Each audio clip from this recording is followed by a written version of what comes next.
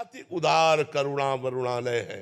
अति उदार विवि सुंदर सुरत सूर सुकुमार, राई के संभजन को मानत मेरु समान, अवगुण करे समुद्र सम गणत ना पुनो। कहा श्री जी को लेकर अपनी वासनाओं की पूर्ति श्री जी नहीं बोल रही, उसकी वासना बोल रही, तेरी हानि हो जाएगी, ये उसकी वासना बोल रही, क्योंकि वो देखा जजमान अच्छा है।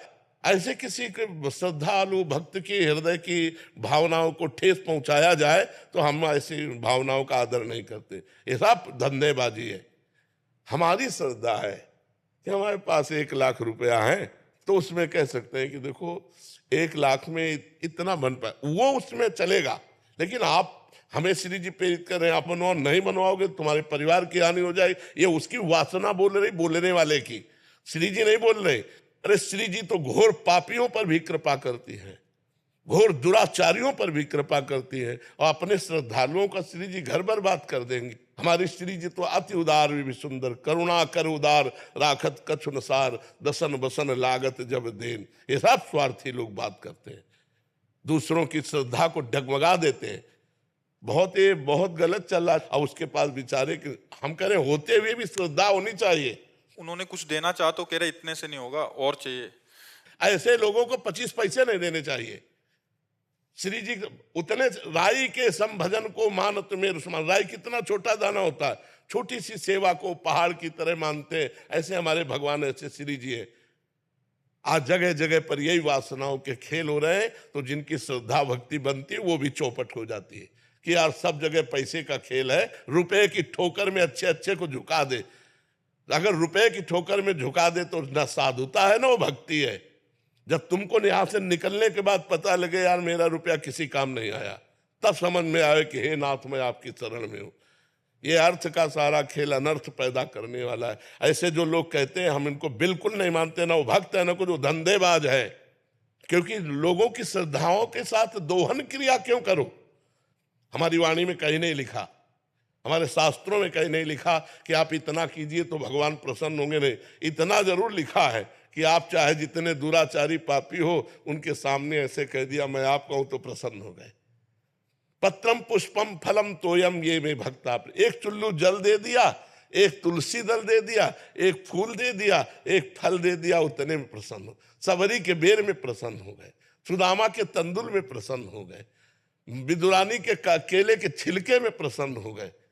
भगवान भाव से प्रसन्न होते। नहीं तो दुशासन के महल में जब दुर्योधन ने व्यवस्था की थी तो वहां से हट के विदुरानी के छिलके खाने न जाते। ये सब अपनी वासनाओं का खेल है, भगवान का खेल नहीं। हम अपनी तरफ से प्रार्थना करते पीछे वाले बैच के अनुसार जो आपने हमें बताया।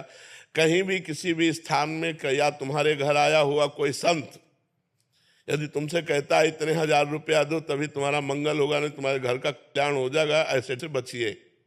कभी कोई सच्चा भगवान का संत तुमसे रुपया मांगकर तुम्हारा मंगल नहीं चाहेगा, बिल्कुल डरना मत। ये सब पाखंड का बोलबाला चल रहा है।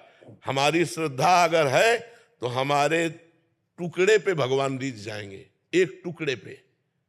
भगवान ने कहा है पत्रम पुष्पम फलम तोयम ये में भक्ता, एक चुल्लू जल पे भगवान रीझ जाएंगे। एक रोटी का टुकड़ा लेकर ना आंसू आते हुए जब कहोगे नाथ मुझ गरीब के पास, तो इतने से काम हो जाएगा। पापी को रुपया चाहिए यार, संसार को रुपया चाहिए यार, मतलब रुपये से सब बिकने वाले हैं। फिर वो स्थान कौन रह गया जहां कोई गरीब की सुन सके, जहां कोई भाव देख सके, आंसुओं की भाषा समझ सके, वो स्थान कहां रह गया? ये सब ड्रामेबाजी है।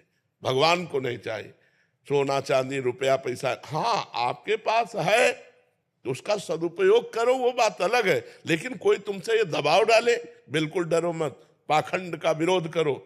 भावना, भगवान भावना से प्रसिद्ध। मान लो वो आदमी 5 रुपया दे रहा है, काफी है, भगवान के लिए काफी है। अगर तुम 5000 मांग रहे हो तो तुम्हारी वासना भगवान को नहीं चाहिए। भगवान रुपया के लिए नहीं खड़े हैं, वो करुणा करने के लिए खड़े हैं। रात दिन खड़े तुम्हें दर्शन देकर सुख देने के लिए। अब अपने पास जो कुछ रूखा सूखा है भगवान के पास जाए तो उनके चरणों में भेंट चढ़ा दे। वो बात इन्होंने एक प्रश्न किया था किसी का कि वो गया तो उसने कहा हमारी सामर्थ्य नहीं, तो बोले तुम्हारा पतन हो जाएगा, तो हम श्री जी तुम्हें नहीं मिलेंगी ऐसा। अब वो घबरा गया, 4 दिन से डिप्रेशन में है। तो ऐसी बातों को कभी कोई भी स्वीकार मत करो। श्री जी ठाकुर जी अगर ऐसे लेन देन में हो तो अरबपति लोग ठाकुर जी को खरीद लें, हम लोग गरीब लोगों को भगवान मिले ही ना। लेकिन आज तक कथा में जहां भी आपने सुना है तो भगवान दीन बंधु हैं, भगवान दीनों को मिले।